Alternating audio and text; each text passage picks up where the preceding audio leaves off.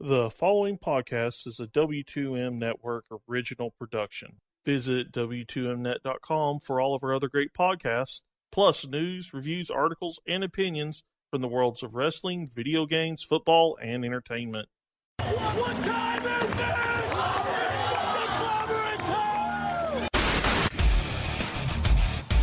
it? Ladies and gentlemen, the Undisputed Era has arrived. You have the 25 days of Christmas. Impact's going to have the 25 days of releases. I send it you to deletion! Yeah! It's hashtag Alpha versus Omega. Let's just say hashtag aroused. No, you're going to step in that ring, and you're going to be looking at me eye to eye, and you're going to realize you ain't got a chance. Thank God we don't have to talk about it anymore, because she got that cancer out of there. Sean stole my answer. I'm just glad we don't have to talk about this anymore. And that's not an insult, that is just a fact of life. Roderick Strong, earlier today you had mentioned what an amazing opportunity this was for you. Now you're advancing to the next round and may potentially get your WrestleMania moment. What emotions are you feeling right now? Would it be weird if I told you none? I talked about this opportunity, and not many people get this opportunity, but people like me, people that have overcame, they take opportunities like this and they hit home runs, and that's what I do every single time I'm out there. I've done that my whole career. Now it's time the WWE Universe gets to see that firsthand. So what I'm feeling is numbness until I have my WrestleMania moment.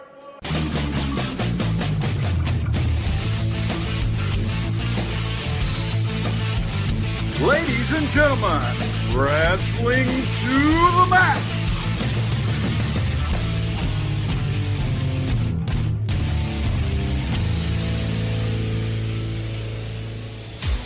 And your hosts, Gary Vaughan, Sean Garmer, and Paul Leazar.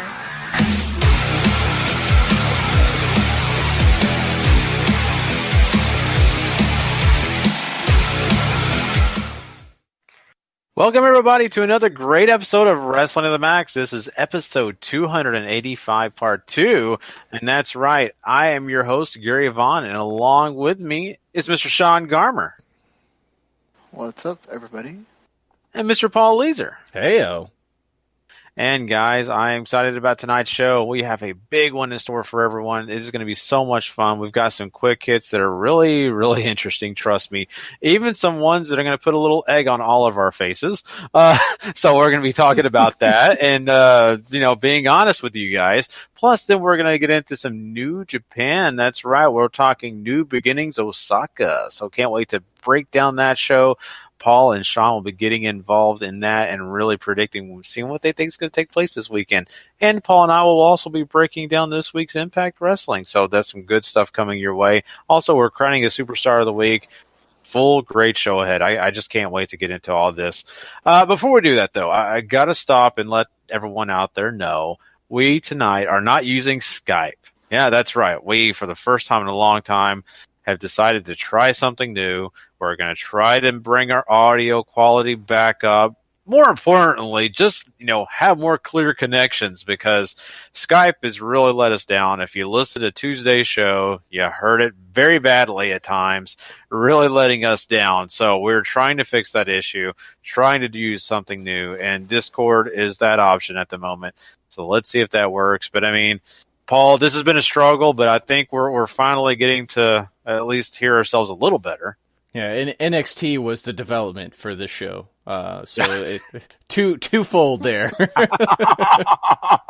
Yeah, get it? Developmental. I love it. You're very right. And, at least it sounded, I still think, better than sometimes we do with using Skype. So, I agree. It did sound better. Just there's some noticeable problems on there.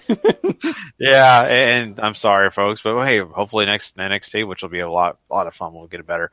And Sean, you know this better than anybody. You're trying to use new technology, you're trying to use things, and it's just a touch and go thing. But I'm just glad we have another option. I was terrified we would never have anything else; we'd just be screwed. Yeah, I'm one that does not. I am, I stream stuff. I'm not doing it today. Normally I would be playing some kind of game while we're doing this, but I use very basic technology. I don't get into the whole using OBS and having my chat on the screen or whatever. And everybody else in our staff is kind of like, dude, you're like an old man. What's wrong with you?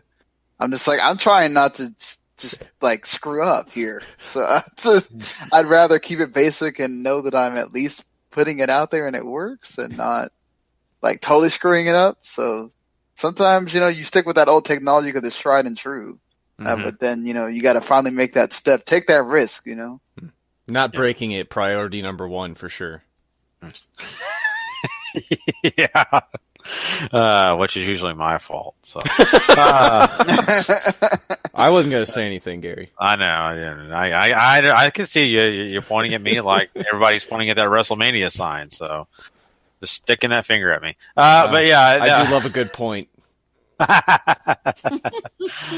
Thank God my daughter hasn't found that out. Yeah, that'd be awesome. Yeah, how kids that was stare. almost a spit steak. Yeah, kids stare. My daughter at times just stares someone down and like, don't do that. They're gonna come over here and beat me up. Well, I'm surprised we're still, going normal after Gary, broke all of us with the big news. Oh man.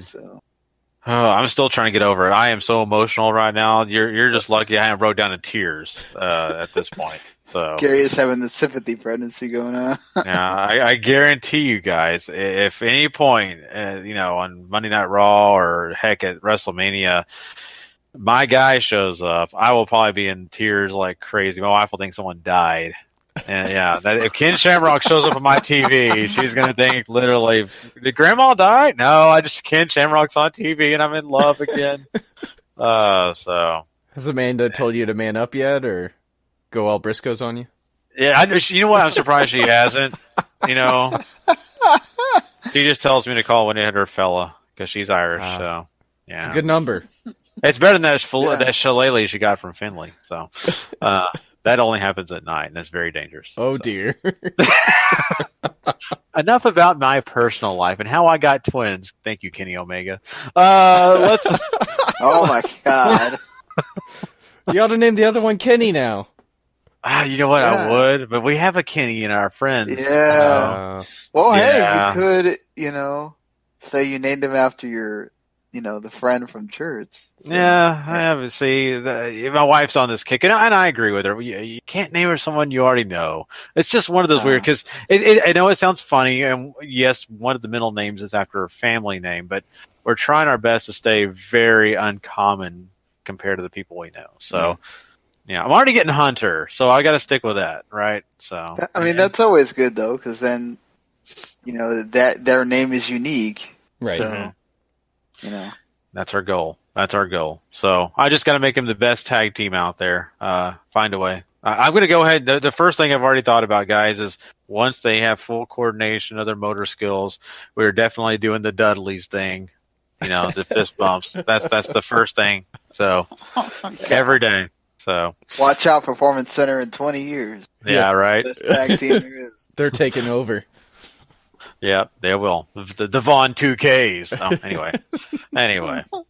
Well, enough about my personal life and me being goofy. Let's jump into some, really quick plugs here that I think are very important, and I want everyone to listen to me. W2Mnet.com is something we talk about every single week here. I don't want you just to think that that's just a quick plug. No.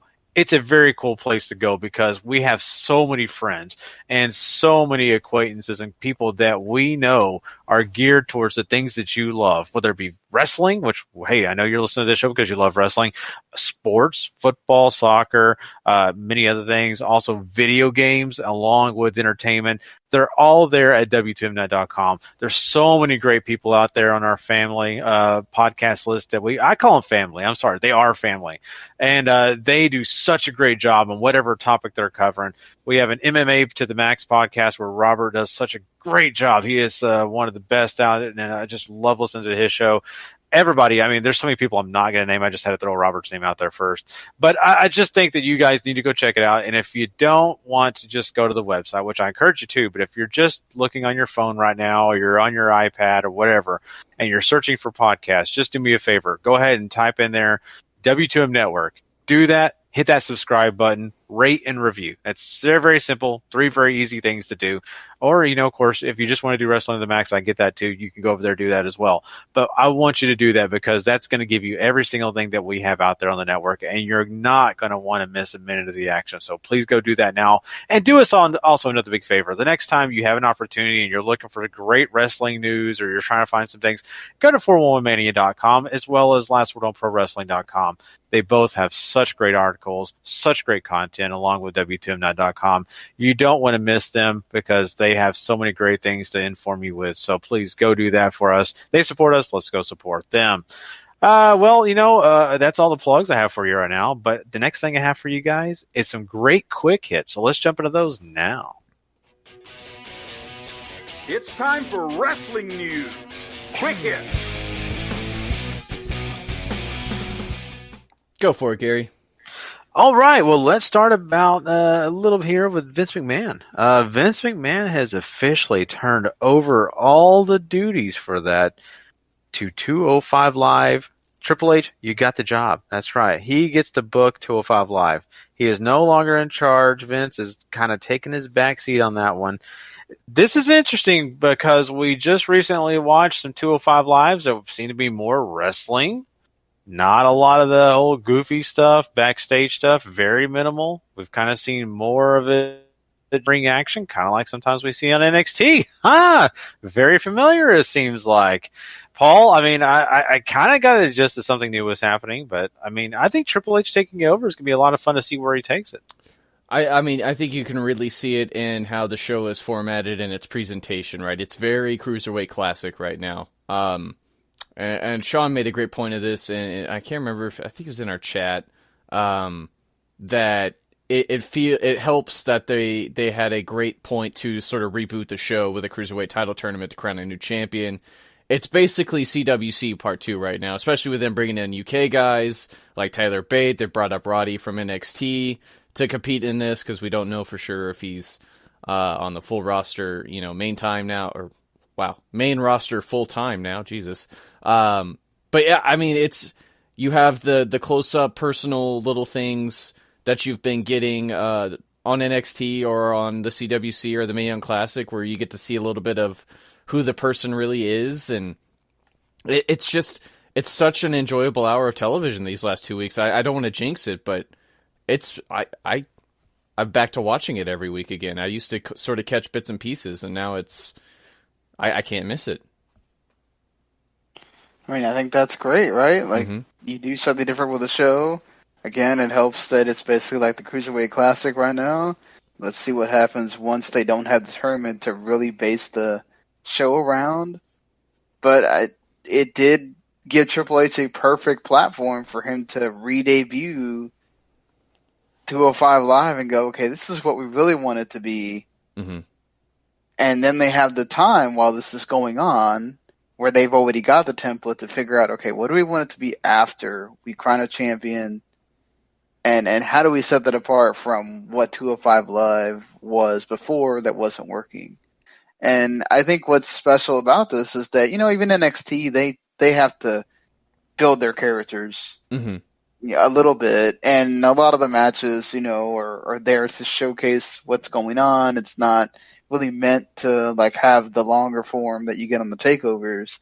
So to have this one show that's really there to showcase athleticism and to have just some great matches going on and not try to shoehorn them into goofy storylines, I think that's good for WWE to have that total alternative show that you can watch.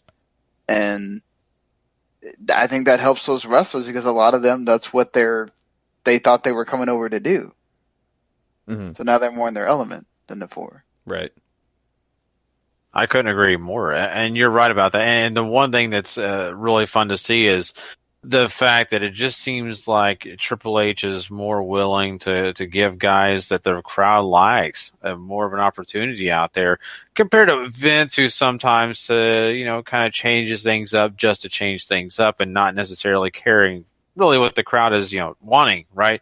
And that's what I love because, not only is Triple H, kind of really focusing on some of the people that the fans want to see, but he's also giving some of those guys that weren't really getting a lot of good opportunities, some good opportunities. I mean, Lince Dorado, we're seeing a little bit more of him. We're seeing a lot more people that, haven't really got a chance to really do so much. And I've also loved the fact that, we're also seeing guys like Roderick Strong pop up here on 205 Live, right?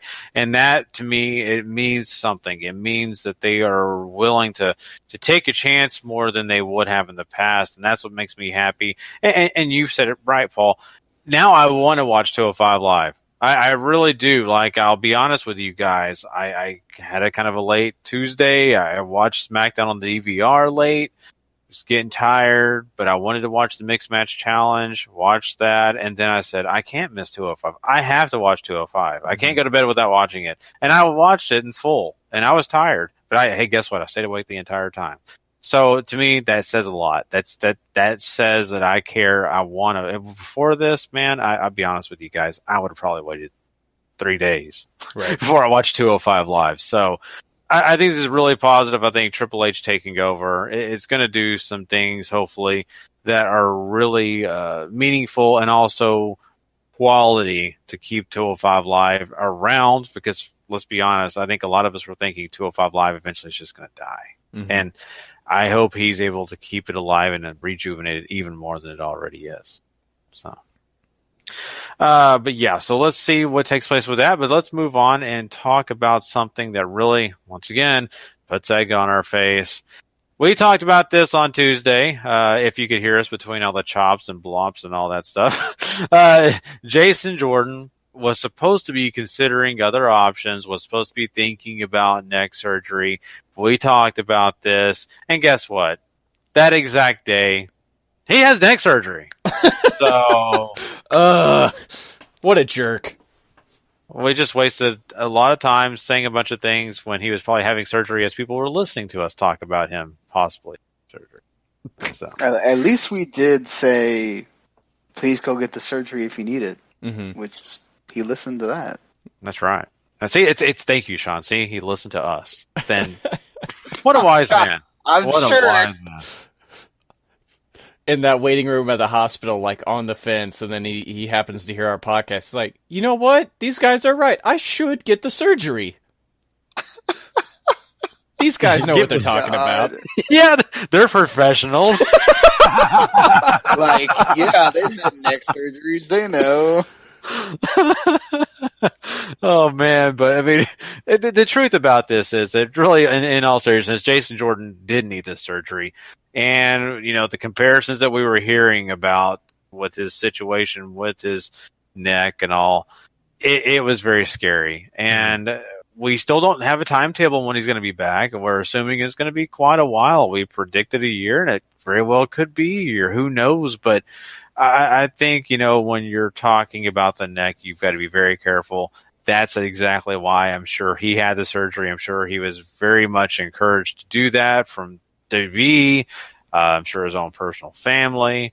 So I'm glad he got it done. I think it sucks for him because he was making some waves on Monday Night Raw every week, doing some things with some high-level guys. I mean, Seth Rollins is not a lower-tier guy. That's a pretty important guy, along with some of the other people he was talking with and working with. So it's a bummer for him, and I'm sure he hates this, but it had to be done.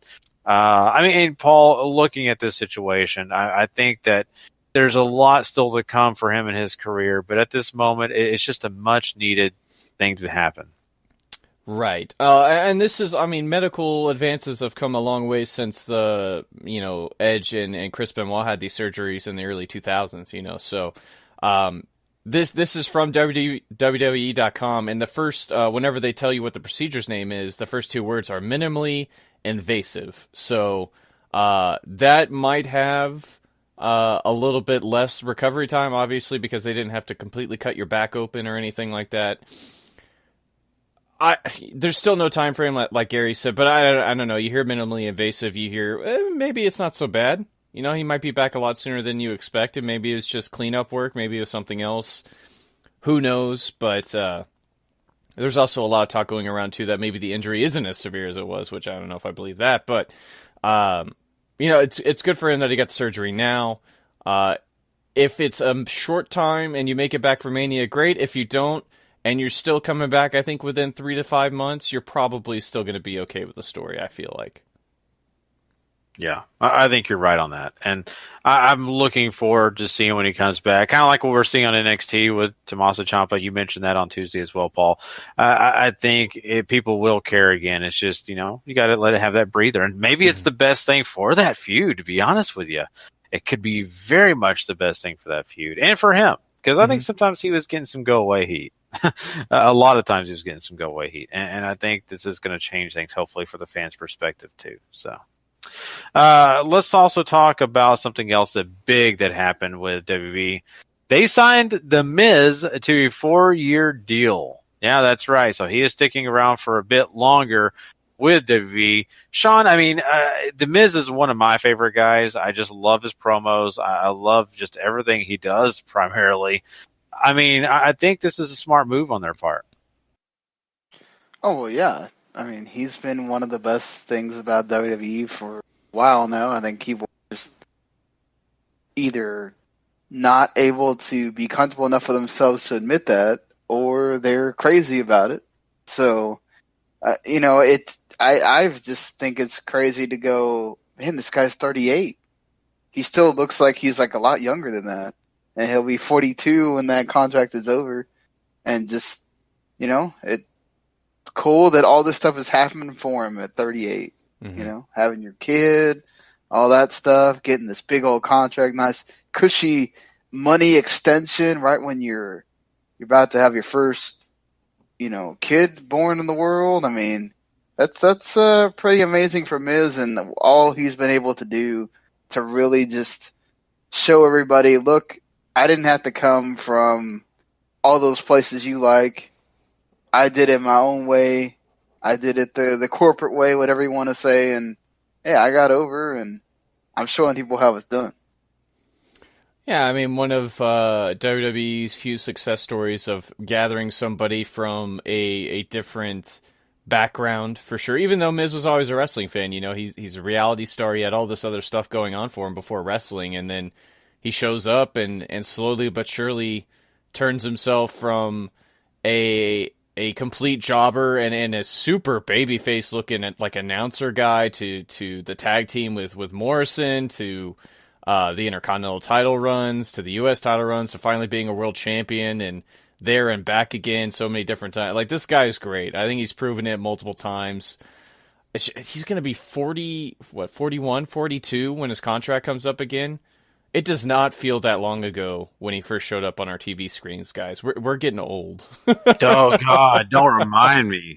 He's also a success story of Tough Enough, right? Because he was in the $1 million Tough Enough thing. Yeah, it's the same one with Ryback, wasn't it? Yeah. Yeah. So, those are very few. And he's perhaps maybe the biggest success aside from Morrison. So. Yeah. Yeah. John. Gail Kim Josh might be maybe has an argument to that as well too. Yeah, true.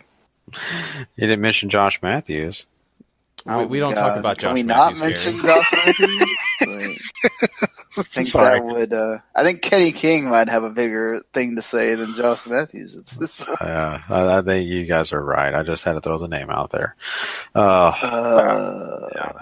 Grown, I know, but something we won't groan about is the fact that, WB, I think, made another wise decision besides signing The Miz. They also signed Serena Deeb to help in the Performance Center. And, we've seen her in the past, of course, do some fun, segments, of course, wrestle in the WB, but now she's there to be more of an influence and help coach. I think she's a smart sign when it comes to that Performance Center. Oh God, I feel like we've talked about this for a while too, right? We talked about. I know we talked about this during our Mae Young Classic coverage that I did with Patrick and Harry. We talked about this on W2M. I agree with you, Gary. This is a great signing. Somebody who has experience at a bunch of different levels around the world, and has been through a whole lot, and certainly knows her craft very well. I feel like so. I think she's going to be a great addition. She's. The women's training staff at this Performance Center now is Sarah Del Rey, Sarah Stock, and now Serena D. That is not only 3 Shimmer alums, but 3 highly capable wrestlers, and maybe some of the best in the world. Yeah, I mean, this is a great grab for them, NXT was. Like Paul said, I feel like we've said that it would be, and it's really good to see that that's happening. Like, this is just the knowledge you're getting, just everything that you're able to obtain coming into that performance center and learning from the talented women that you have there now is just, it's amazing. And again, another showing of the progression of where women have come in wrestling, especially for WWE to have all that now. Mm-hmm. I mean, you wouldn't have been able to say that a few years ago. Oh, I totally agree. And it shows the emphasis that WWE has on what they want to see happen, because when you got that much talent just in the coaching alone, that means that you are willing and more interested in getting the women's division to be the best it can be. And that's by training either young athletes to be some of the best wrestlers, or training the current indie women into becoming the best WWE superstars they become. So I think it's so exciting to see this, and I think it really showcases how serious they are about this. And boy, I mean, honestly, you must really not care or be very good if you don't succeed under them. It's so much talent, you know? It'd be a real head scratcher to, like, how did this happen? Like, where did you come from? Yeah. Like, you actually trained under them and you look like that? No, that's not going to happen. They are not going to allow anyone to come out of that, system without being really good. Mm-hmm. So really excited about that. Serenity definitely deserves this opportunity. We've heard the story at the Mae Young Classic about how she's going to overcome some really difficult storms in her life, and I'm really, really happy for her. So let's talk about something else that's really interesting, and this is something that we've kind of talked a lot about as well. We've talked a lot about Matt Hardy, the Broken Universe, all the different trademark issues that they've had to deal with, and blah, blah, blah. You've all heard this 100 times, it seems like, on this podcast and every other podcast out there. We're talking about something in the same realm, but not. Recently, Matt Hardy has gotten every single trademark out there for the Broken Universe, so that's great for him. Really cool. But we have some issues with licensing. Impact Wrestling has a license to some of this stuff. So, Paul, can you kind of tell us a little bit about this and explain it? Right. So what's happening here is that WWE has apparently made a deal with Impact Wrestling to sort of license the footage of the Broken Universe from Impact Wrestling. So all that Broken Universe stuff that was happening over there, they have some use to that. We're not super sure what it is yet. WWE is, however, working on 24 and DVD specials for both of them. So some think it could be in conjunction with that. But I mean, you got to be hoping and praying and wishing and whatever else you can to the seven deities that we're going to see this on WWE TV. Oh yeah. I mean, Sean, if we get all that stuff in the Lake of Reincarnation on Raw, oh my God. Yeah, oh my God, that's going to be amazing. That's what everybody's wanted, right? Stuff happening and really get that full effect of the woken, broken character, and perhaps, get some of the other characters involved in there. Just, I love it. I really want to see that happen for him, because I think that'll be where he really feels like his dreams realized here. Mm-hmm.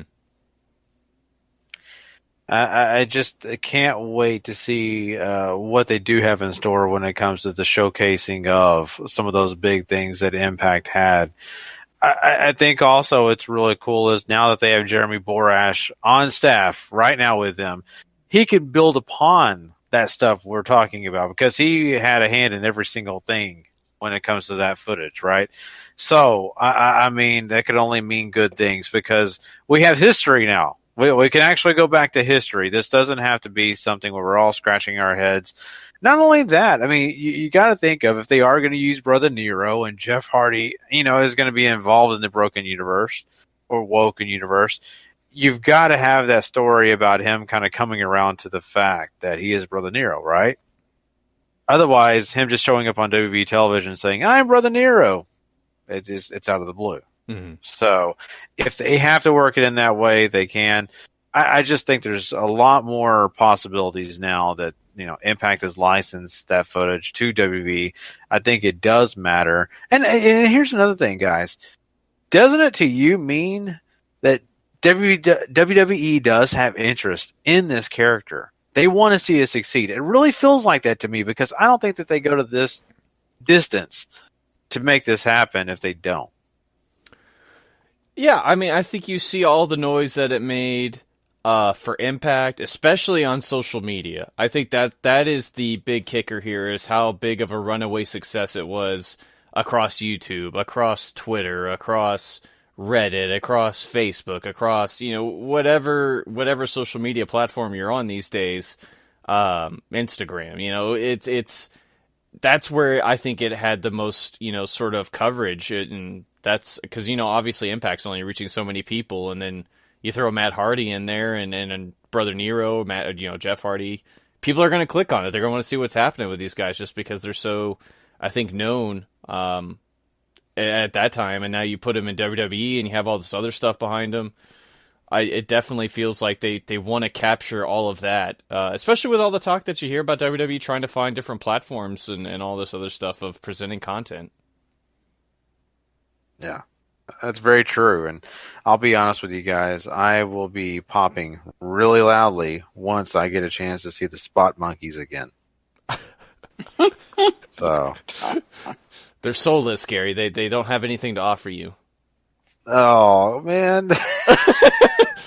That's what I he just said. want to see them. I know it is. But I forgot that the Bucks of Youth don't offer much. So I mean, what if he was the GM of 205 Live?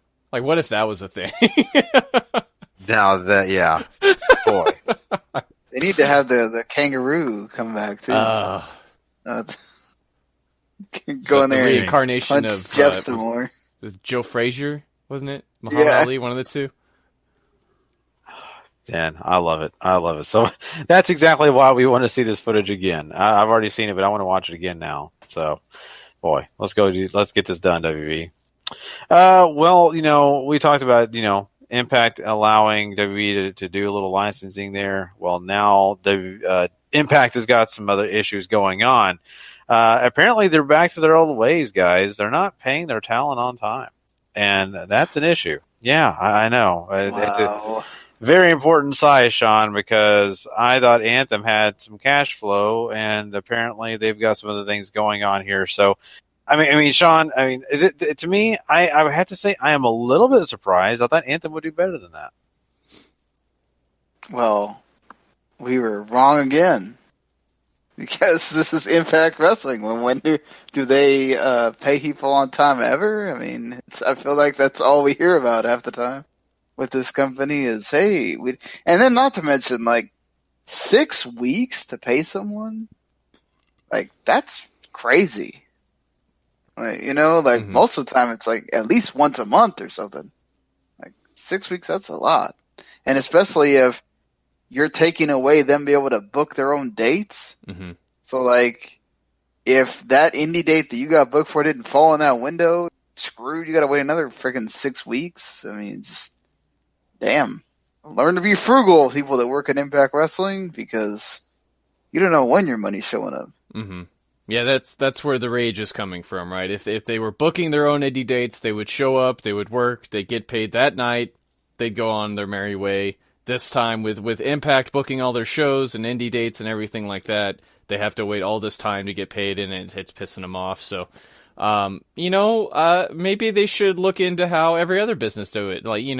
Twice a month, every 2 weeks. There's so many better models than 6 weeks Impact. Let's come on. Anthem, come on. Don't you own a TV station and everything else? I mean, geez. You think they only get paid 6 weeks if you work for the TV station? I bet they don't. I bet they get paid much more regularly than the wrestlers do. Oh man, it's mind-boggling. It really thought that this company was really starting to make something happen when it came to at least being more legitimate. And well, also, I mean, at least now we know why they let their stars go, right? Because they couldn't afford them. Mm-hmm. Yeah, that's a great point. So, but I don't know. WWE can afford a lot of money, apparently now. They made their most money they have in their entire history in 2017. Wow. Which is amazing, considering how long that company has been around. Yeah. And then people wonder why, WWE is not in a rush to change everything. You're making more money than you have in your entire history. Don't blame them at all. The network's also at 1.53 subscription, which is good. That means it's going up. So, more positive things for that big TV deal coming up pretty soon. Exactly. And that's the direction they need to be going, because that TV deal is going to be very important to what's going to be happening in the future of WB and, of course, even in ownership and things like that. So let's see how that all shakes out. But, man, just once again, Impact. You're killing us. You're really, really killing us. 1.53 million subscribers at $9.99 each is over $15 million for a month. Woo! Yeah, like that is insane. And this is where people I think are having trouble nowadays too, is because you keep paying the $9.99 every month, and they're making that much money every month just from the network, which is great, right? This is a model that should succeed. I just think people want more than maybe what they're getting from that, especially on the TV side of things, which apparently is still TV rights are difficult these days too. So I don't really know where that stands anymore as to how integral that is to their business, especially when they're making, over $15 million a month from network it's subscriptions. Still their main business getter. Mm-hmm.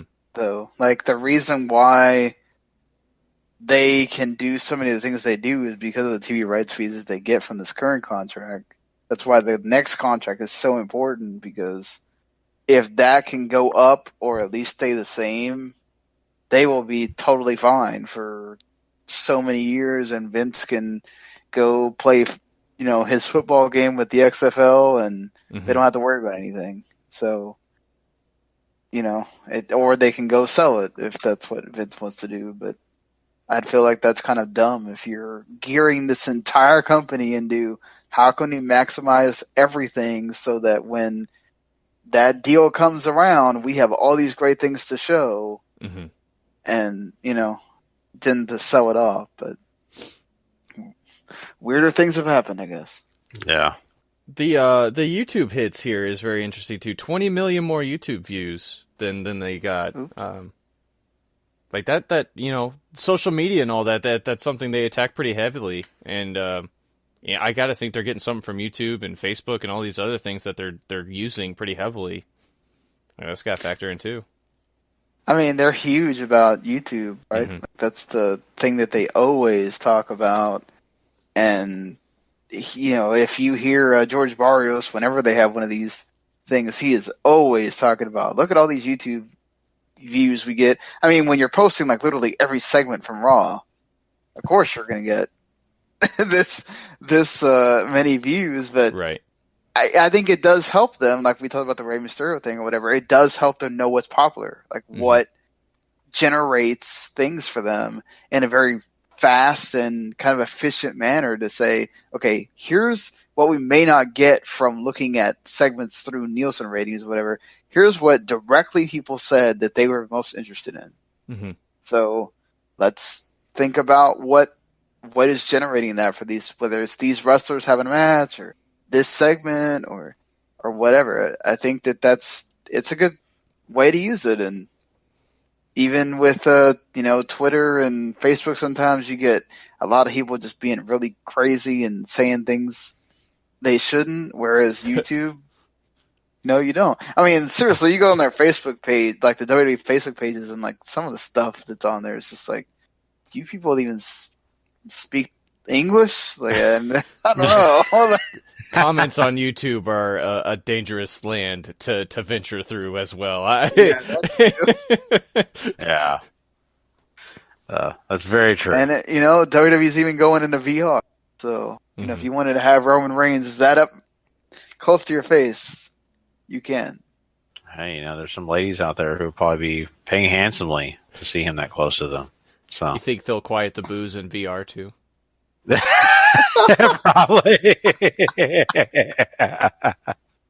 Oh man, that's awesome. Oof. Boy. Well, yeah. Let's see what they do. I wish they'd stop talking about tiers and just, if you're going to do tiers for the network, can y'all please have some kind of plan instead of just saying we're going to have tiers for the network and it never happens. Yeah, but make $9.99 the highest tier, by the way. that's not how it's going to work, Gary. I think you know that.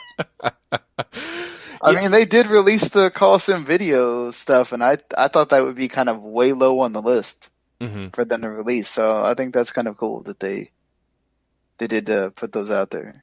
That is really cool because a lot of those are just exclusive shows that they made for Coliseum video that they released, if I remember correctly. It's not really like a lot of the compilations, which is still cool, but I just like the individual shows where you get, I think it's like Gorilla and I can't believe I'm forgetting his name, the English guy who they always had to do commentary on. Lord Alfred Hayes. Alfred Hayes, yeah. Like WrestleFest and all these other great shows that they had on there. It's really cool to see those on there. They've been talking about just tiers not for Summerfest. Well, you don't want Summerfest. You got to pay extra for that. That's tiered content, Sean. Gotta have Jeremy Piven come back and commentate on that.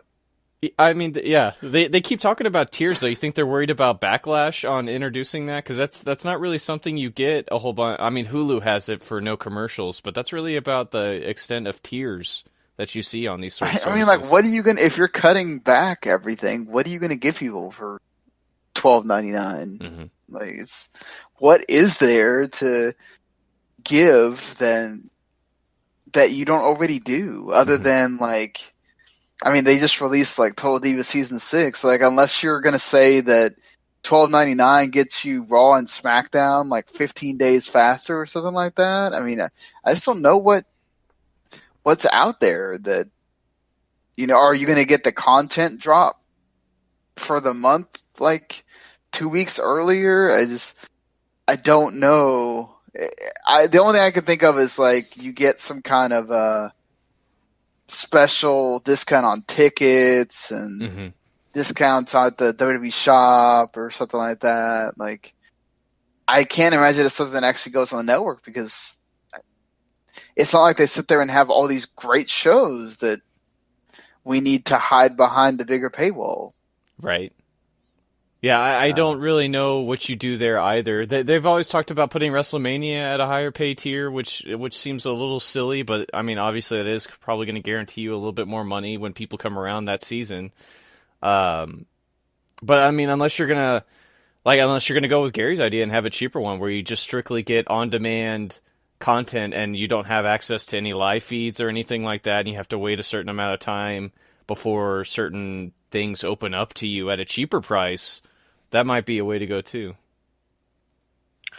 Very true, and I think also if you do raise the price, $12.99, $15.99. I mean, you do those little extra things that you might not usually do, and add in some content that is exclusive for that tier. And heck, I mean, for $20 or $19.99, you get a call from Naomi every month asking how you are, if you feel the glow. Those kind of conversations can be very interesting. Maybe have long. It'll be one of those pre-recorded like you used to get for your cable company. Like The Rock would call you and be like, "Hey, order the Royal Rumble this weekend." Like, oh boy, yeah. That could be very fun again. Let's just get back into the phone business. I love them doing that like on emails now. Like Bray Wyatt will send you an email like, "Go order this show." Like, oh yeah, those are no, funny. Bray Wyatt. Yeah, no. I won't. He's at least trying. That's what matters, right? So, Yeah, but before we can move, I mean, we've got plenty of other things to talk about. But quickly, before we do, I just got to talk about this. We've been talking about some of the successes and some of the things that they've been doing. But what we've got, lately is some of the information that the Mixed Match Challenge hasn't exactly been a fan favorite for many people. The ratings on it are really low, and it's just not working out the way they want it. I'll be honest with you guys, though. I have no problem with it. I've watched all of them so far.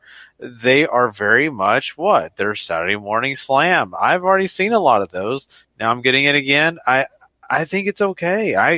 I kind of had fun watching this last one. I think it worked out fine with, Goldust and Jey Uso playing off each other.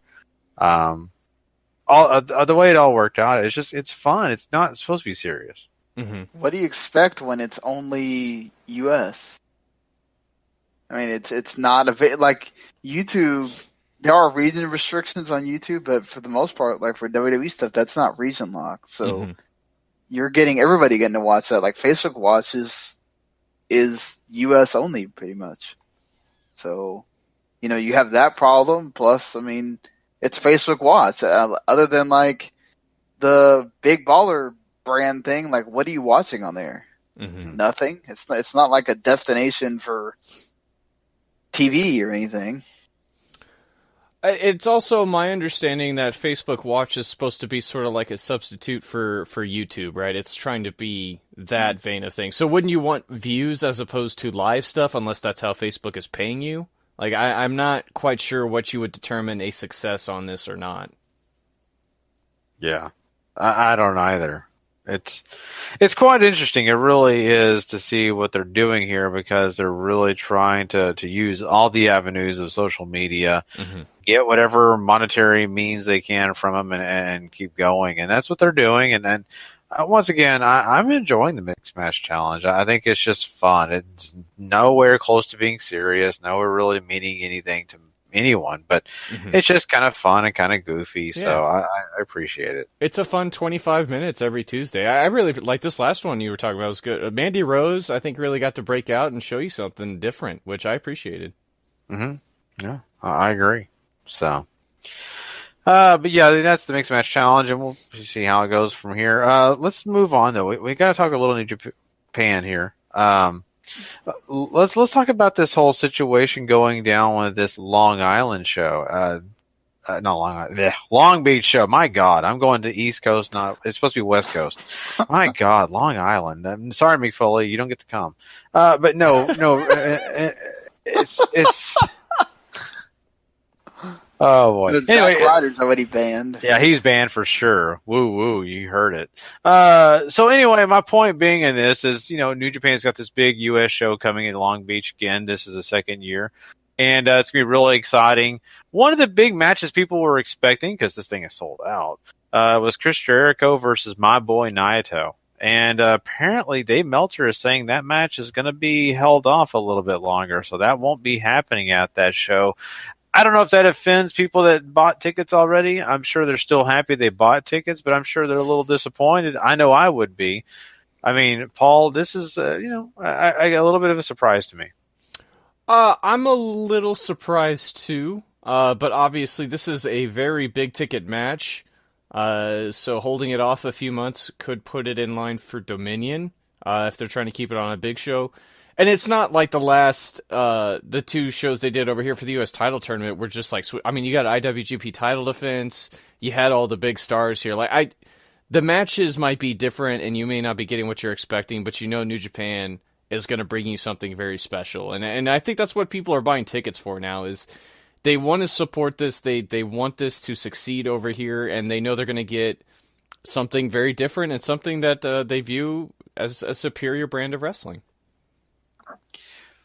I mean, you do have to wonder if you did get any casual fans that go, well, at the worst, I get to see Chris Jericho on this show. Mm-hmm. And I'd have to imagine that's a pretty low number. Like, I would think of it as more like maybe they got, a New Japan fan maybe got some of their friends to go because Jericho was going or was going to be there, that may have just declined going if he wasn't. Mm-hmm.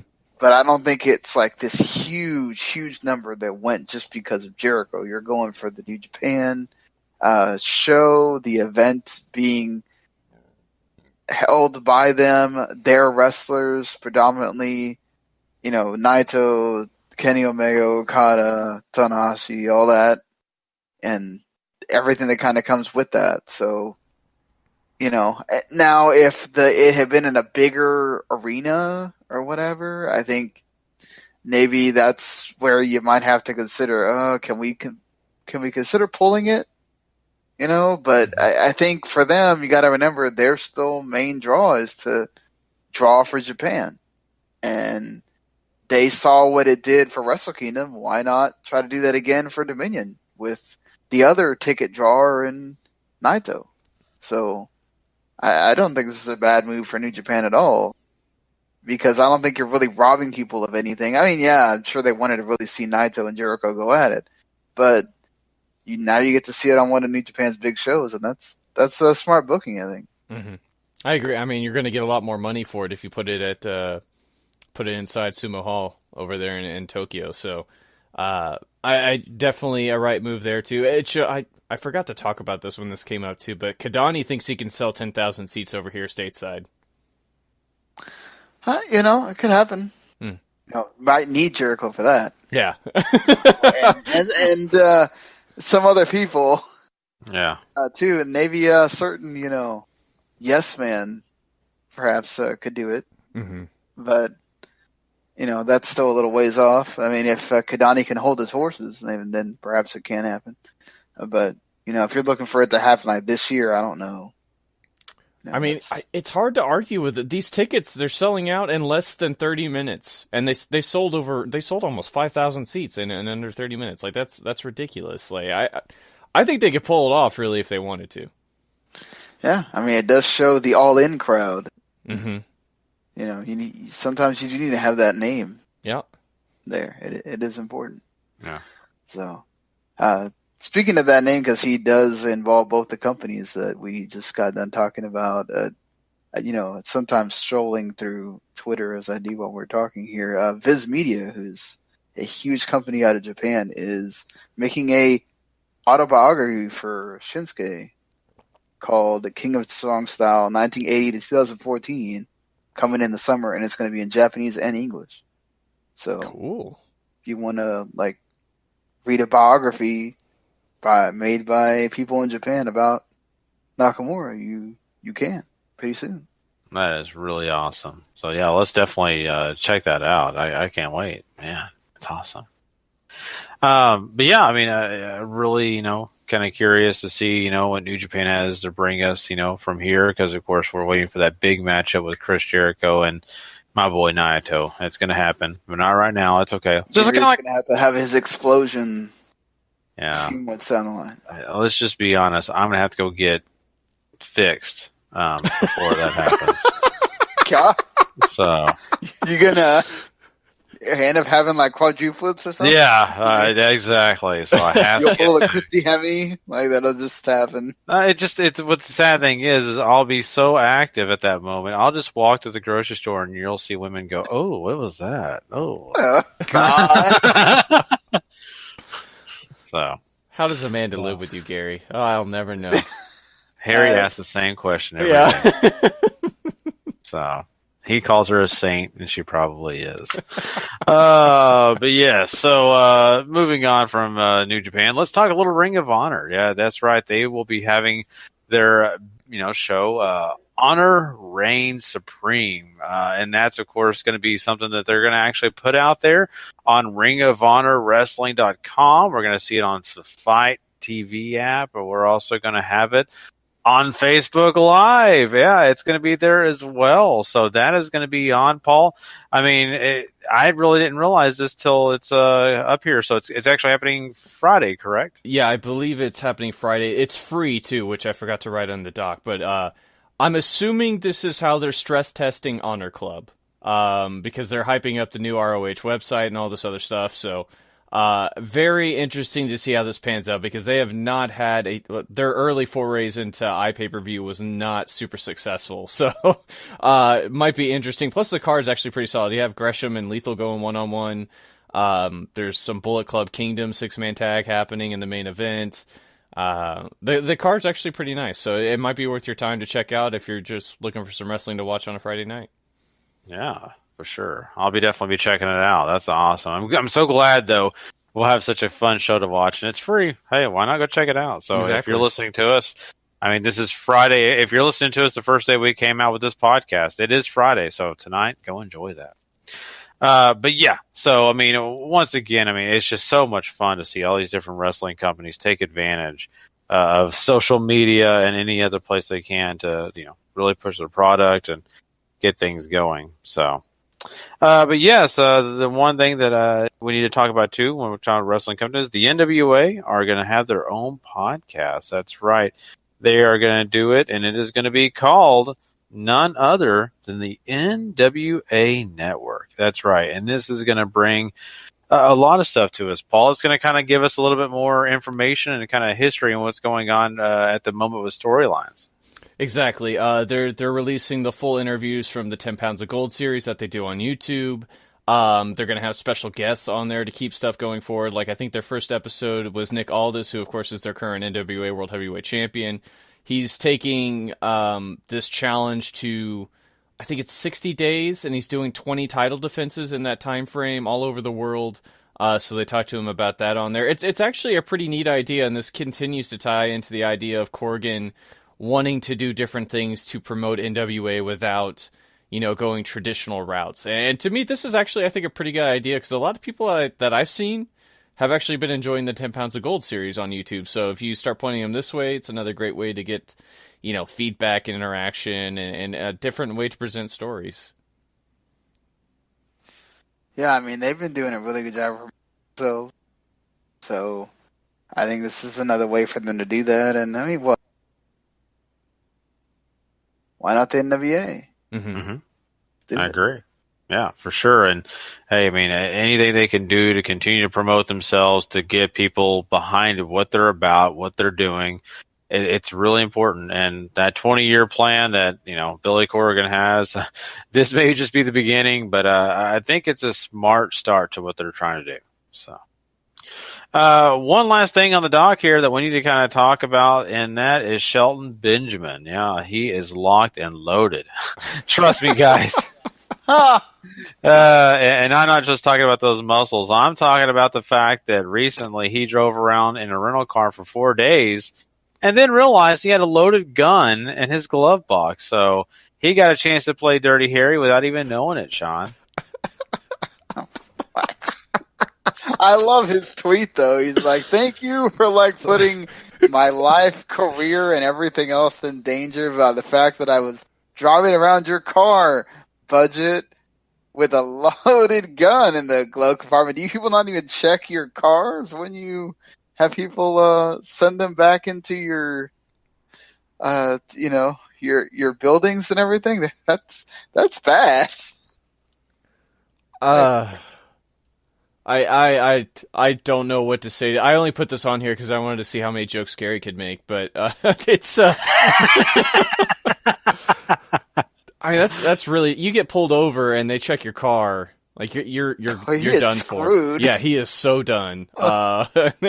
And with this country still has a race problem too, so it's not going to take a lot for some cops to want to pull him over, unfortunately.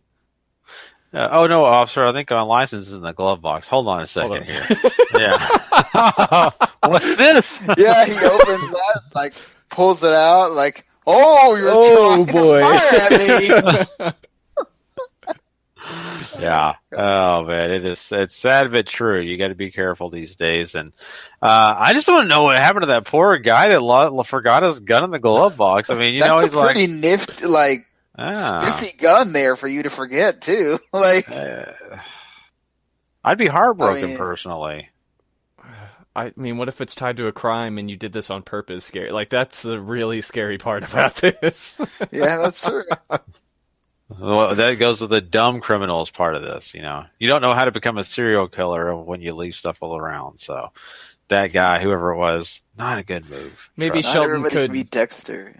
Maybe Shelton could become a detective and set a new gold standard for investigations. Yeah. That is true. He could very well do that, or he could just call Brazongo and say, "What do I do?"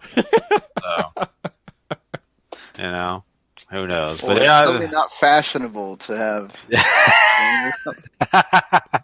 Well, it is in Texas. That's but true. Not anywhere. Yeah. So long as In you Texas. own it. Yeah, exactly. Exactly. Because those cops will not hesitate at all to They pull sure you out of the won't. car and be like, "You're going somewhere else." Yeah, we can wear the guns, but they also like to wear theirs back at us. So. Mhm. Oh, boy. So, well, Shelton, I'm glad you're safe. I'm glad you made it alive with that vehicle and with a loaded gun. Trust me. So I've been walking around with a loaded gun apparently, and so are you. So anyway, let's move on and talk about New Japan some more. That's right. We got New Japan Beginnings, Osaka. Paul and Sean are going to break it down now. King of Sport. New Japan Pro Wrestling. You know, someday, Sean, we'll actually discuss who's going to take the lead on these segments. Yeah. Well, we're just gonna run down the card here because, hey, why not? This show is happening quicker than you can blink, probably, depending on when you're listening to this show. It might have already even happened because it's Saturday morning for you here in the United States. Get ready for that. It is the culmination of the New Beginning shows, and then you will be moving on to the New Japan Anniversary show and all that stuff after that. So you get to begin more. This is not. Is this still a part of the series with with Kitamura here? Yes, sir. Going against Yuji Nagata, and it's the teacher meeting the student. Very, classic storyline here. Nagata always pulls fantastic matches out of the Young Lions for the most part, so should be a pretty good match to watch. Yeah, I think Nagata really excels at the storytelling aspect of these kinds of matches, especially with not only his experience, but just how long he's been around, and it's one of the things he can do best, even though he can't really keep up with them really anymore as far as the ring stuff goes, speed wise. He's still a great tactician. So, obviously Nagata's going to win. You're watching this to see, I think, the story and just how well Kitamura works with him and all that other great stuff. Yeah, and I mean, doesn't matter how big Kitamura is, Nagata still could kick you into next week. So yeah, chops hurt, kicks hurt. He's going to stretch you in about 20 different ways. Get ready for that. Mm-hmm. Kitamura, get ready. I don't know how much you want to get ready for Roppongi 3K going against El Desperado and Kanemaru. This could either wind up actually pretty decent or something you just want to forget happened. Also, depending on how much somebody interferes. Right. I think that's the big question. 'Cause, I mean, when the lights are on, we know Despy can perform. Like, that's what he do. Right. Kanemaru, I think, can still go at some levels, especially when he wants to. We got to see that a couple times here in the Best of Super Juniors last year. This could be good. And I don't, obviously, like you said, interference and all that could be a thing here, but I think Roppongi 3K probably going to get I don't know. It's a very New Japan and Suzuki Gun to have the interference win set up a title shot, and they don't have a challenger yet. So is Rocky back at ringside? Are he doing commentary? Or Oh, God, I have no idea. I didn't really look into that all that much. So, I mean, it depends. Like, if he's out there too, then there could really be some shenanigans going on because he'll just constantly be trying to stop the Suzuki-gun from getting involved and all that. So, Roppongi 3K winning, hopefully, unless they're trying to set up a title challenge. Right. Yeah. Then it's definitely going to be Suzuki-gun for sure. Could we just please just skip over them and have them challenge somebody else? They're half the junior division, Sean. Like, you can't. Damn it. Wishful thinking on my end. But moving on to perhaps might be a more entertaining matchup. You get Finley, Juice Robinson, and Toa Hanare against Toriano, Tomohiro Ishii, and Jay White. Ishii has even upgraded now to making breathing awesome. So, anything he is involved in will probably be better than it looks on paper. Mm-hmm. You got the Mr. Energy dude and Juice, Hanare in there, always improving, and Jay could be interesting here. There's a lot of very small and very interesting storylines going on in this match. Yano and Ishii have strung together a series of wins as they look to challenge for the tag titles. Hanare seems intent on dying because he keeps attacking Ishii, and Ishii's like, bro, like, you got nothing on me. Yeah. And of course, Jay White and David Finlay, when they met last, Jay White acted like he was going to help Finlay and then absolutely annihilated him with elbows to the face. So there's a lot of great stuff to keep your eye on in this, but Chaos definitely going to take the victory here. Oh, for sure. Hanare getting to take that pin. Mm-hmm. That's what he is there for. And, yeah, I mean, if we get Finlay and White blowing up, that's some awesome storytelling that hopefully gets to go further down the line as well. And you get more Taguchi Japan goodness with Ryusuke Taguchi himself, Kushida, and Michael Elgin taking on Togi Makabe, and some Suzuki-gun. And, I'm sorry. I am reading this completely wrong. I don't know why. It's almost 3 a.m.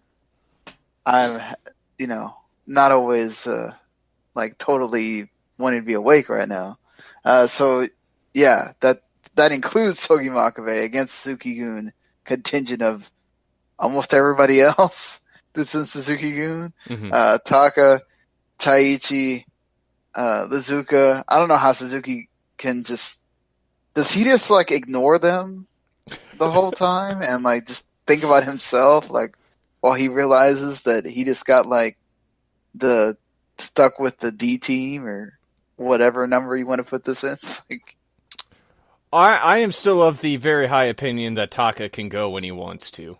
Everybody else here outside of Suzuki, you could basically throw off a bridge and I probably wouldn't mind so much.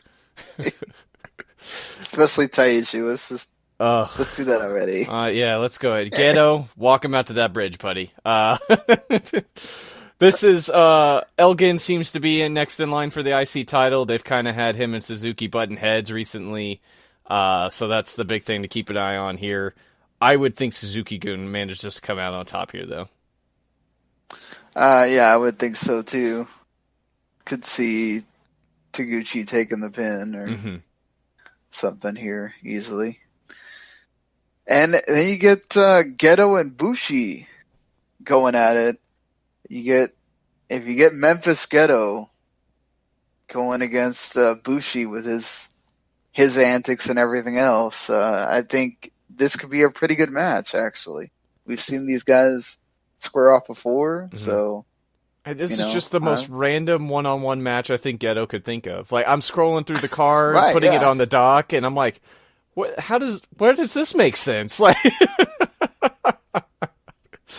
Because all the other members of LIJ are in singles matches, so I guess Bushi had to be in one too. I guess that's a very fair point. A Bushi to win because Gedo doesn't do that anymore? Yeah, Gedo doesn't win. So Bushi wins, let's just make it happen. Why not? I would say the Mist probably comes into play and you get the second rope code breaker and Bushi wins. Yeah, sounds about right.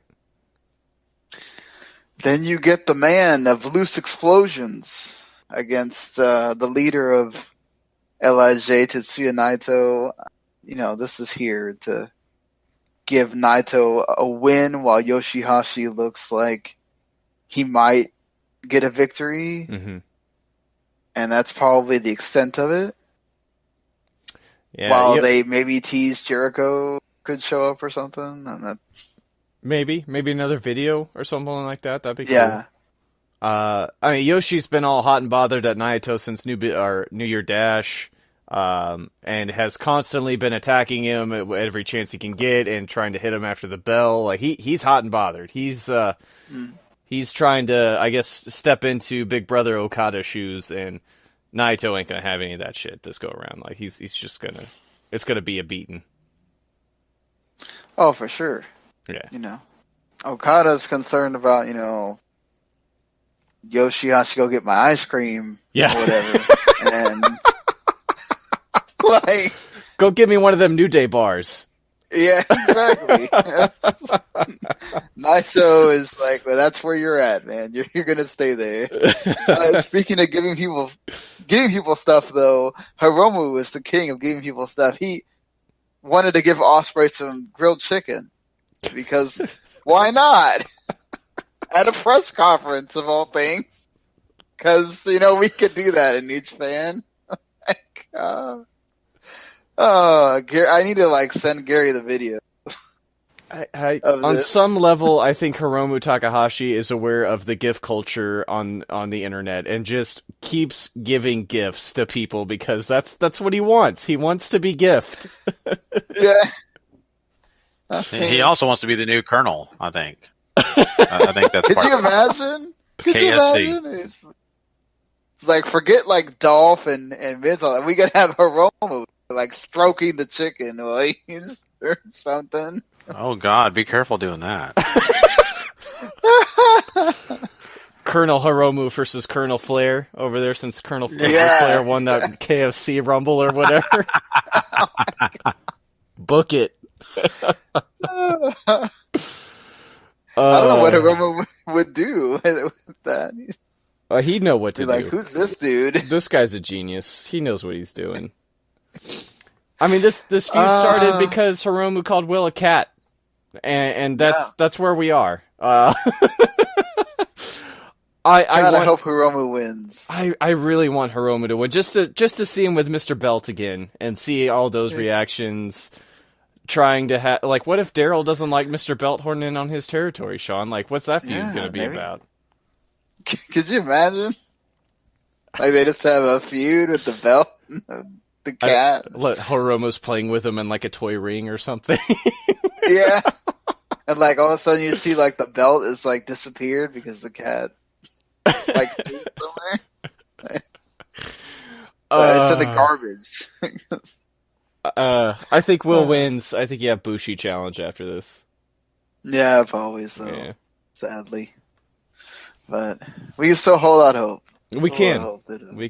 This is going to be a great match, so I'm really excited for it. Somebody might die. These guys can both be kind of reckless at times. So exactly, it's who doesn't cause the most injuries to the other person? That's pretty much what this match is. Well, I mean, you could say the same thing for the next match too, because you have never openweight title with Hiroki Goto taking on Evil. These two have also had matches before, and they beat the tar out of each other. So you would expect the same thing here. I would think Goto retains here. I think you're right. I want Evil to win very, very badly. I love this guy ever since he sort of stepped out with the cheesy laser claw and the Halloween store scythe from the first appearance. I've been in love with this guy, which says a lot because I was not a fan of his work in Ring of Honor when he was on Excursion, and I want him to get the run he never really got whenever he was just sort of playing foil to Shibata. So. I think that'd be really cool for him and a great way to sort of show that, you are increasing your it's not interest, your I can't think of the word, but you're increasing whatever you want to say about this guy. You want this guy to be something. Let's put a spotlight on that for a little bit. What else is Goto going to do with the Never title? That's my big question. Yeah, that's true too. Evil would certainly be ascending up the ladder if, he wins here and getting to make a statement of pulling one of the titles away from Chaos, which they have a lot of them. If you look at this card here, they do. The picture that made the rounds of all of them with the titles, that looks pretty cool. If you, kind of reminiscent of that picture that used to go around of like when everybody was happy when WWE had all the champions everybody liked. Yeah. Kind of looked similar. It's still cool to have all those guys be champs. You got to think somebody's got to lose a belt here, and I almost feel like Goto might even be more of a chance than Ospreay of losing it, just because of what you said. Somehow, though, I feel like he'll still retain or something, and maybe they go at it again, or because it's not like there's just this long list of challengers there. But Geto knows how to book a singles feud. That he'll figure something out for sure. If for Goto, if he has an idea or anything it'd be interesting if Goto becomes the focal point of the Chaos deal, right? And it's maybe Ishii who challenges him down the road or something. I don't know. There's ways to go. I just don't know. I'd rather see Evil with it personally, I guess is where I'm trying to come from. Yeah, I can see that. I'm never gonna be angry about it. Ishii and Goto, that is always amazing to watch, and usually always amazing to watch as well. IWGP Heavyweight Title defense of Okada against anyone, and him and Sonata have some terrific chemistry, some similar move sets as well, with the two both having killer drop kicks, and now it's Okada having to not only escape the Skull's End, but then Sonata now having to figure out with the Cobra Clutch and all that. So it's going to be, I think, that kind of a maybe perhaps who wears down the other long enough, and Okada's going to win, but this is another one of those Sonata gets to prove it and take Okada to the limit kind of thing, and take it really close, but no cigar at the end, and the champ still retains. I agree with all that. These guys have had opportunities, I think, to put on big-time matches in the past, especially, I think, last year's G1 probably might have been the biggest spotlight. And there's a lot, everybody, I think, keeps waiting for them to pull the trigger with Sonata. We know that New Japan wants him to be a big deal for that company, and I think you see it every time, you really get to see the booking for him. They always continue to book him strong unless he's facing one of the bigger guys, Okada, not really Naito, but Omega, the top tier dudes. So I want to see more of a faster paced match, I think, out of both. They both have a lot of lucha background. I really think if they go to that, I think they could put on something very special and very different, because Okada's matches, while they're not formulaic, you're usually expecting the 30-plus minute range now. And I'd really love a faster 20, 25-minute match between these two guys. I think that'd be great. Yeah, it would be different to see, and just, because they both can do it. Just like to see it happen, instead of the normal Okada build-up to a match, and then you have the big stuff at the end. Right. It's probably going to wind up like that. Not that there's anything wrong with it, but like you said, it makes sense to let's do something different. Let's do something that both guys can do. Either way, this card looks, especially the last 4 matches, could be really good. To even further in that, you never know with Geto, depending on what mood he's in.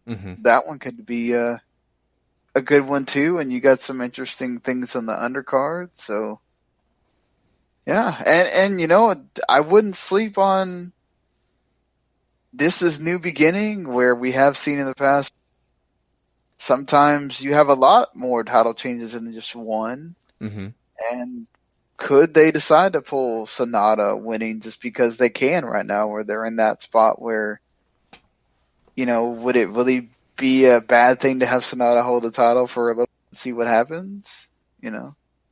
Yeah, I mean, they've really gone all in on this sort of new beginning idea, especially in the Sapporo shows where you got to see a lot of the movement in the Bullet Club side of what's going on in New Japan.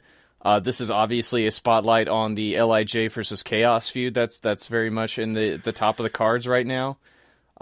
So there could be a lot of movement here too, just like we got at the Sapporo shows.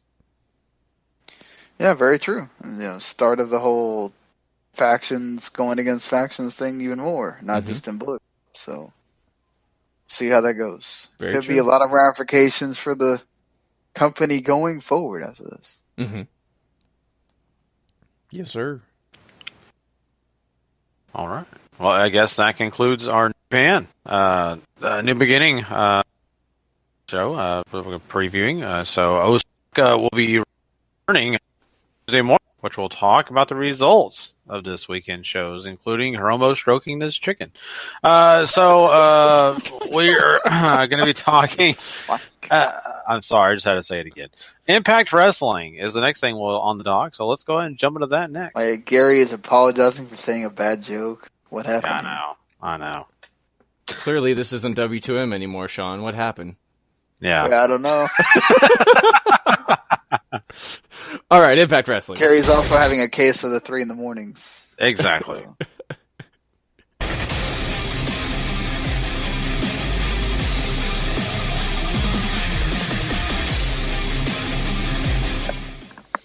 Okay. So first things first, and let's address the elephant in the room. It's supposed to be Josh Matthews and Jeremy Borash doing the commentary on this show, Gary. JB doesn't work there anymore, so they went into the studio and had Matthews and Sanjay Dutt redo commentary. It was almost obvious, wasn't it? It was super obvious. I was being polite, and you really just called him out there, Paul. Yeah, I'll be honest with you, it was very distracting. Mm-hmm. It varied, at least to me. But I get what they had to do. I know why they did it. I'm just saying it just did not come off as exactly what I wanted. They need to hurry and find them somebody. I'm just going to be honest. They need to find them somebody. I don't know. Maybe this will eventually get to be where I'll get used to those guys. But, boy, Borash, look what you did. Mm-hmm. I think they made the announcement either yesterday or today that Don Callis is going to do commentary for him. I can't remember. But I think they made it official recently. Okay. Well, hey, now there you go. That's someone I think can really help him out. So, that'll be great. Yeah, I agree. And we open with a match here as we have the newly redubbed Hakeem Zayn now going by Rohit Raju, who is a part of the Desi Hit Squad. Basically, they're bringing in a whole bunch of Indian workers headed up by a rather famous Indian wrestler named Gama Singh, who is, I think he's in his 60s or 70s. So we're going to have a lot more of that India influx on the show as we go forward. He's teaming up with El Hijo del Fantasma, better known as King Cuerno, obviously from Lucha Underground, taking on Taji Ishimori, Matt Sydal. This gets a lot of time. This almost goes 16 minutes. Ishimori and Sydal end up winning after Sydal hits Raju with the shooting star press for the victory. I found myself enjoying this, though. The action, I think, was well-paced, and I think it does a good job of trying to get you into the show with a solid match. Yeah, I feel like it does too, and it's kind of fun when you do start with X Division because you're going to get some high flying moments. You're also going to get some guys that are super athletic, and you're going to get a chance to see many variations of different styles of high flyers and just guys who are just really just pure athletes. So I think overall you get some good stuff here. You also get in the post match a little bit of respect all the way around. So it's nothing about being anger or just about being hateful towards anybody. It's more about just pure competition, and that's exactly what we got. Mm-hmm. Exactly, and that's appreciated. If they take more of this stance with the X Division guys, they might have something on their hands going forward. Very true. We cut to some footage from last week. They did a press conference with Austin Aries after his title win last week. We get some footage of that here, saying he didn't even have a contract with the company, and he's already the champion. He's been traveling the world, winning more titles, and this one's just sort of adding on to his collection. Eli Drake shows up and is like, hey man, we never signed a contract for the match, so here we're going to have a rematch next week, and I'll drop you on your head again. As silly as this could be, I liked it. Mm-hmm. And the reason it is because it's Austin Aries. Simply put, Austin Aries does a great job at this. And there's a lot of other guys you put in that same position, and you're just like, oh, that was hokey. That was silly. And it wasn't. It was really good. And, I kind of like the way they went about it. They really made it feel like it was a true, heavyweight champions press conference, whatever you want to call it. They really didn't make it feel like that, and I think it worked out the way it needed to work out. It felt big, it felt important, and at the end of this, you have your champ standing tall, and the guy that's challenging, the one taking off. Mm-hmm. Yeah, I don't know if I had any real strong feelings about this. I will say this felt very believable, right? Aries obviously made a bit of a splash in how he left WWE as far as, people following that sort of thing, which I would imagine is most of your Impact Wrestling fans these days. And it felt very believable. He has gone across the world. He has won titles. It's a very credible sort of feeling you get from this. And I think that's what I appreciated the most out of this is your top guy feels like a top guy. It's not you trying to put somebody over. I couldn't agree anymore. And man, boy, it's hasn't felt like that in a while. Yeah, exactly. A long while. After that, we move on to tag team action. The Cult of Lee, which of course is Trevor Lee and Caleb Conley, taking on Tech, which is Monroe and Reed here. This is kind of short, so it's hard to really get a lot of opinions going on this, but Cult of Lee getting a strong win. They're building up to challenge for the tag titles against LAX. I think this was what it needed to be. I agree. I mean, really, this was something that really needed to showcase the Cult of Lee, what they could do, how they work as a tag team. They did that. They accomplished it. And I think that's fine, right? I mean, it's just kind of more of a setup to showcase. Right. Yeah. It's set up to showcase whatever they're going to be doing going forward. They get a lot of teamwork moves into, which is cool as well. So, Conan cuts promo on the big screen afterwards. LAX is coming to take him out. Blah blah blah. More LAX stuff. Their music hits. Cult of Lee bails. They don't want any part of them yet. We cut backstage. Yeah. Oh, go ahead. Sorry. No. I was just saying, yeah, and that. That was just a very, generic promo. Mm-hmm. So I kind of walked away just saying, all right, just show me more later, I guess. Yeah. Letting you know this is still a thing, right? I mean, yeah, exactly. That's all this was. Yeah. Mm-hmm. Allie meets backstage with Kiera Hogan and sort of praises her for winning last week and says, you know what, I've got your back, all this other stuff. And then she gets delivered this, giant top secret card, it says on there. And it seems to be a Valentine's card from a secret admirer, Gary. Intrigue abounds. Oh, who could it be? I don't know. Love is in the air, but it seems like we've seen this before, though, haven't we, Paul? I mean... It does feel familiar. Yeah, I thought she had a secret admirer before this, and isn't she technically married? She is. I mean, I don't think Allie, the character, is. She did. Okay, I couldn't remember. Did they get married? I don't remember anymore. There's been so many weddings, Gary. I know. I couldn't remember if he proposed or what. Remember, then he started being a jerk to her all of a sudden out of nowhere. So very weird. Mm-hmm. I don't know where they stand on this, but I'm sure they're going to forget. They're going to have that amnesia, and expect us to. So. Well, I mean, I'd be willing to forget that he works there because he has yet to really impress me yet. So. I agree, and her by herself is just fine with everybody. I agree. We then cut to Moose, who is all about this number one contenders match that's going to be in the main event next week. He's never had a world title shot, and he is ready to become the next number one contender to prove that he can make good on his potential. Knockouts title match, Laurel Van Ness defending against Kiera Hogan. Obviously, she's getting this after the surprise victory she got over her last week after some Allie interference.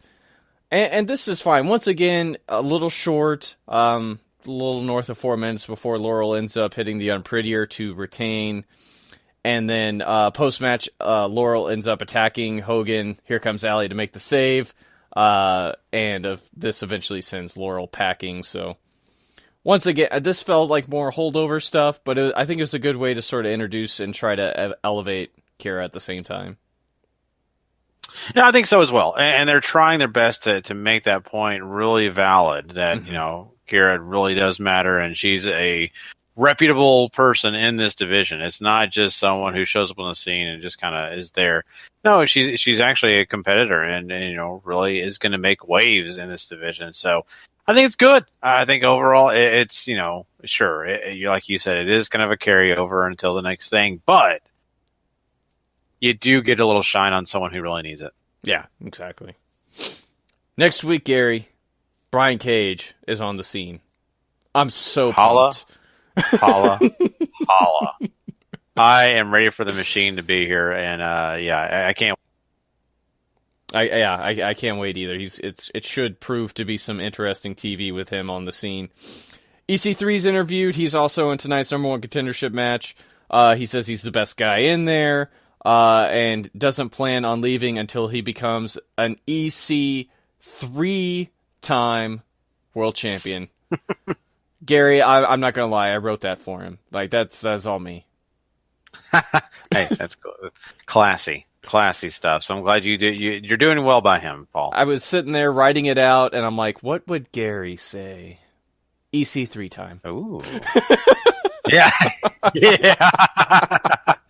Yeah, and that's when you get shut down. Yeah. So that's okay. Stick with your own stuff, Paul. You'll be more successful. Okay. I'll remember that going forward when he gets to NXT, Gary. Yes, please do. I want him to actually move forward, not backwards. I'm still in the 80s. I don't know about you. I think I'm somewhere in the 90s, so maybe I'm a little more ahead. Yeah. We get a video package for Aries and Drake setting up that title match next week. Jimmy Jacobs is backstage. He's got Congo Kong with him, and he's trying very, to be very polite. He's not the bad guy here, Gary.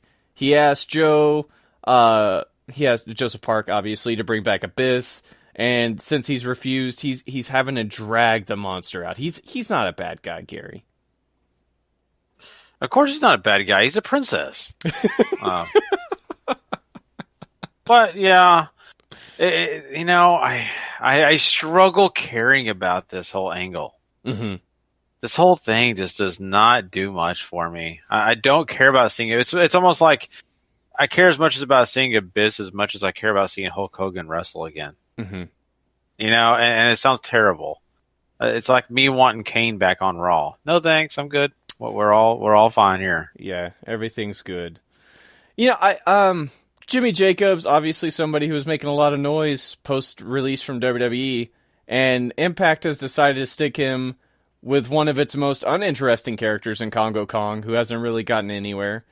And now they want to add Abyss to that equation, who I think the whole Joseph Park-Abyss relationship might be overplayed at this point. I'm just... What's the point, right? I mean, I don't know if anybody's really going to gain a whole lot from this, even if Congo Kong does manage to beat Abyss. I agree. I mean, I don't know. I'm honestly, Paul, at this point, I'm a little lost on how you can get Congo Kong over. Mm-hmm. I don't know that people nowadays in this time and place are really excited about people like Congo Kong. It sounds weird to say, but I just don't know many people that are, Congo Kong's awesome because he's just got this great gimmick and all this. That's really not where people's minds are these days. And sure, that probably would have worked wonderful, like I said, back in the 80s. Not now. It's not like they've ever really booked him all that well either. So, I mean, failure on maybe two fronts there, because usually with big guys, you just let them come in, you run them over. Or you let them run people over, until they get a big goal, and then you have the big baby face come up. So they didn't do any of that. He's just sort of been muscle the entire time. We saw how well that worked with Tyrus. Exactly. Yeah, that's a good comparison. Seidel talks about his win over Ishimori earlier in the tag match and reveals that Mr. Phantasma will be facing Ishimori next week in singles competition, which I'm super excited to see. We have OVE attacking Lashley in the parking lot, and then they lock him in the trunk of a car for seemingly random reasons. Any thoughts on that before we get to this Hanaya Amber Nova match? Yeah, that whole thing with OVE was just odd. Mm-hmm. Just really weird. And I want to say this, Evan Bourne. You may want to, lay off the drugs until you're done doing the tapings. I don't know, man. I am just not behind him. At least these promos. It sounded like he was a hippie from, hipster town or something. I don't know. I could just feel the energy coming off you as a champion and to me as a champion. And then this happened and this. I'm like, oh God, just no. You're not DDP Yoga. You don't offer much. Just stay quiet. Thanks. I mean, he's playing himself, Gary. That's the really weird part. Is I'm pretty sure that's who he is now. I think he's baked himself into this personality. No wonder the Japanese arrested him. Okay. So we get Hanaya, who obviously is already no longer with the company. So I don't know how excited you are to watch this, but she ends up beating Amber Nova in about 3.5 minutes or so. It's a match. It's a match, and of course we know this news, and you kind of came into this understanding what this was. It's old, but okay. Mm-hmm. I think the next part's really what matters. So besides that, yeah, it's just a match. Yeah. Post-match, you have Rosemary run in to attack her, but Hanaya ends up managing to run away before any of that happens. So a little bit of build-up to the incident that obviously got her fired already. And then we have our main event, number one contenders match, as Johnny Impact faces off against Moose, EC3, and Alberto El Patron to determine a new number one contender. This is the match where Moose apparently has legitimately hurt his knee, so we don't know how long he's going to be out. But Johnny Impact ends up winning here after countering out of the 1%er into a roll-up on Mr. EC3. Moose finishes the match, so there's a lot of props given to him, at least from this guy over here. But I don't know if I ever felt like anybody else had a chance, just because I think we already know so many different directions for what's happening here. Moose is hurt, EC3 obviously not with the company. I don't think they're gonna put Patron in that position again for a little while, so they're gonna go with Impact. No, I totally agree. And, let's be honest, who has the most momentum? That's Impact. Right. And, we're getting here. I mean, sure, it's a match you kind of already pinpointed the victor, but I think overall they still did a decent job, really getting you pumped, really, let's be honest, moving around and, really performing, I think, at a pretty decent high level. So, this match wasn't stagnant. It wasn't just sit around being boring. I mean, they had plenty of movement, beating each other outside the ring, inside the ring, all that good stuff. But you're right. In the end, it was someone winning that, I kind of expected and had no problem with at the end of the day. So I am not going to argue against a decent match like this. I think the result was good. I mean, if the end result is us getting Johnny Impact versus Austin Aries somewhere down the road, too, I can't really be too mad about that either. Mm-hmm. Oh, yeah. I'm right there with you, because at least that feels like something that we are going to, get something positive and really something that people are going to want to see. Mm-hmm. So. Yeah, it's a very quality match that I don't think has been done on TV or really anywhere that I can think of. So. Oh, wow. Yeah, it could be really cool. But that's Impact. So next week we'll have title matches aplenty and Cage, which maybe is the thing I'm most excited about. No, I know. It's been way too long. Way, way too long. So, all right, well, let's move on then. We have some really fun people to talk about in our Superstar of the Week. So let's do that now. Superstar of the Week.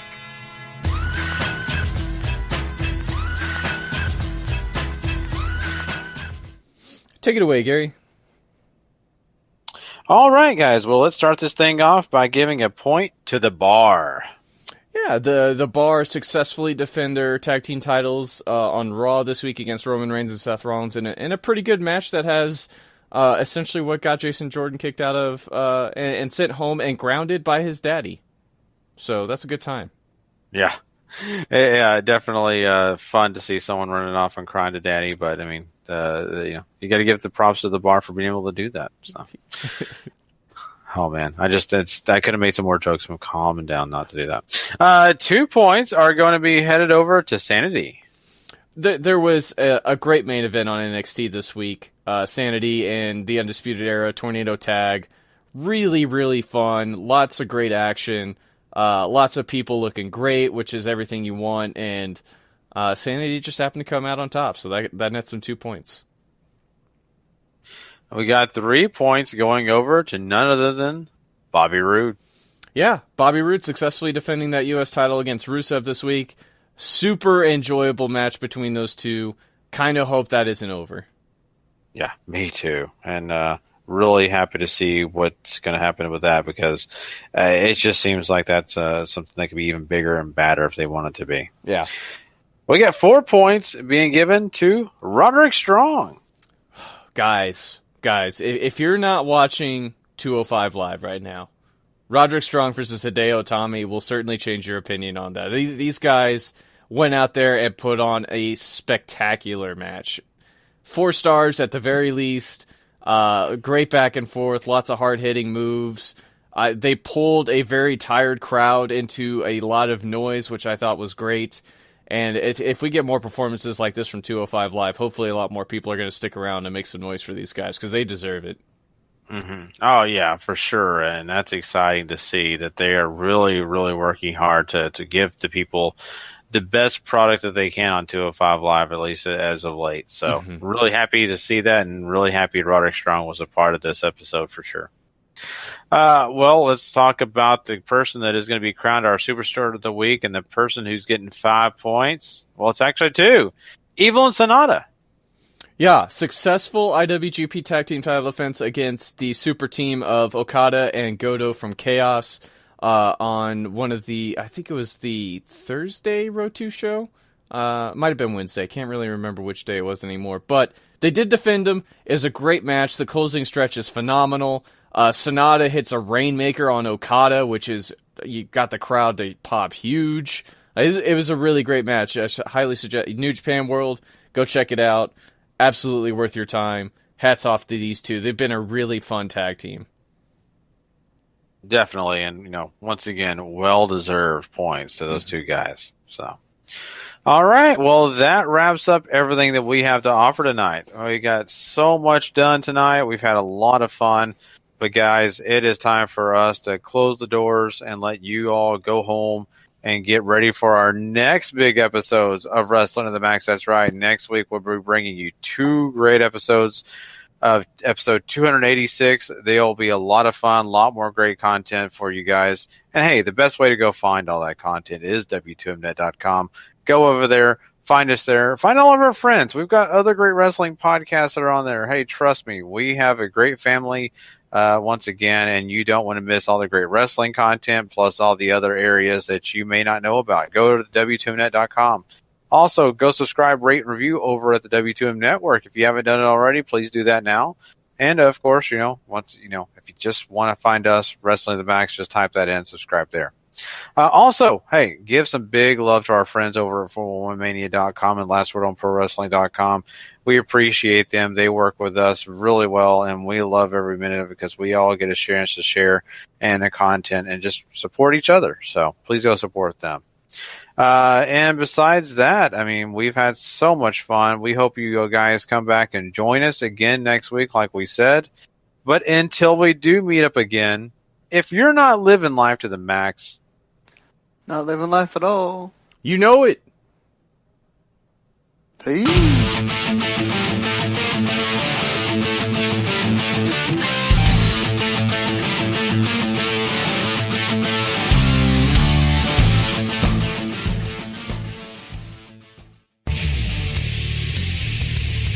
The previous podcast is a W2Mnet.com original podcast.